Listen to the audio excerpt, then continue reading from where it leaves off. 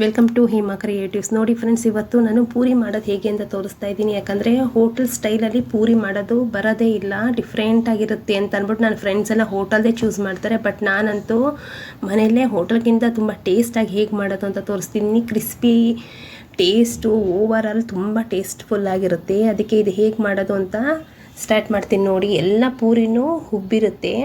ನೋಡಿ, ಇವಾಗ ಸ್ಟಾರ್ಟ್ ಮಾಡ್ತಾಯಿದ್ದೀನಿ ಫ್ರೆಂಡ್ಸ್. ಒಂದು ಬೋಲ್ ತೊಗೊಳ್ತೀನಿ. ಬೋಲ್ಗೆ ಸ್ವಲ್ಪ ಸಾಲ್ಟ್ ತೊಗೋತಿದ್ದೀನಿ. ಸ್ವಲ್ಪ ಸಾಲ್ಟ್ ತೊಗೋಬೇಕಷ್ಟೇ. ಅದಾದಮೇಲೆ 1 ಸ್ಪೂನು ಶುಗರ್ ತೊಗೋತಾ ಇದ್ದೀನಿ. ನೋಡಿ, ಪೂರಿಗೆ ನಾನು ಇಷ್ಟು ಮಸ್ಟರ್ಡ್ ಶುಗರ್ ಆ್ಯಡ್ ಮಾಡ್ತೀನಿ, ಯಾಕಂದರೆ ತುಂಬ ಟೇಸ್ಟ್ ಡಿಫ್ರೆಂಟ್ ಇರುತ್ತೆ, ಅದಕ್ಕೋಸ್ಕರ. ಅದಾದಮೇಲೆ ಗೋಧಿ ಹಸಿಟ್ಟು 1.5 ಕಪ್ ತೊಗೋತೀನಿ.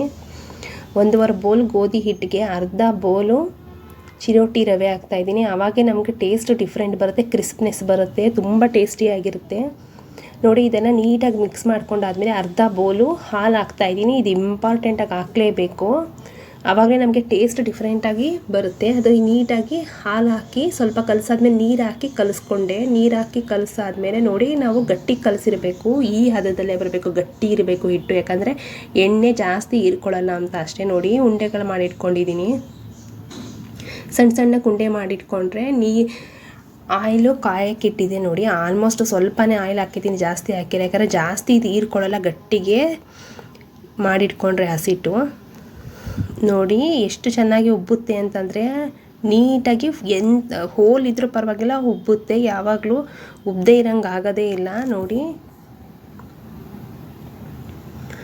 ನೋಡಿ ಫ್ರೆಂಡ್ಸ್, ಎಷ್ಟು ಚೆನ್ನಾಗಿ ಉಬ್ತಾ ಇದೆ ಅಂತಂದರೆ. ಆಮೇಲೆ ಓವರಾಲ್ ಟೇಸ್ಟು ಅಷ್ಟೇ ತುಂಬ ಡಿಫ್ರೆಂಟ್ ಆಗಿರುತ್ತೆ. ನಾವು ಪೂರಿ ಎಲ್ಲ ಹಾಗೆ ತಿನ್ಬೋದು, ಶುಗರು ಮಿಲ್ಕ್ ಎಲ್ಲ ಆ್ಯಡ್ ಮಾಡಿರೋದ್ರಿಂದ ಟೇಸ್ಟ್ ಅಂತೂ ತುಂಬ ಚೆನ್ನಾಗಿರುತ್ತೆ. ಕ್ರಿಸ್ಪಿ ಅಂತೂ ತುಂಬ, ಹಿಟ್ಟೂ ಕ್ರಿಸ್ಪ್ನೆಸ್ ಹೋಗೋದೇ ಇಲ್ಲ, ಅಷ್ಟು ಚೆನ್ನಾಗಿರುತ್ತೆ. ನೋಡಿ ಎಷ್ಟು ಟೇಸ್ಟಿಯಾಗಿ, ಎಷ್ಟು ಕಲರ್ಫುಲ್ಲಾಗಿ ಬಂತು ಅಂದ್ಬಿಟ್ಟು.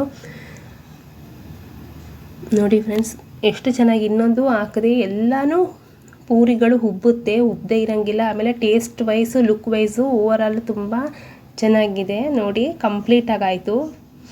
ತುಂಬ ಹಾಟ್ ಆಗಿತ್ತು. ನೋಡಿ, ಅದನ್ನೇ ತೋರಿಸ್ತಾ ಇದ್ದೀನಿ ನಿಮಗೆ. ಎಷ್ಟು ಚೆನ್ನಾಗಿ ಬಂದರೆ ನೀವು ಟ್ರೈ ಮಾಡಿ, ಹೇಗೆ ಬಂತು ಅಂತ ನನಗೆ ಹೇಳಿ friends. Thanks for watching. Thank you friends.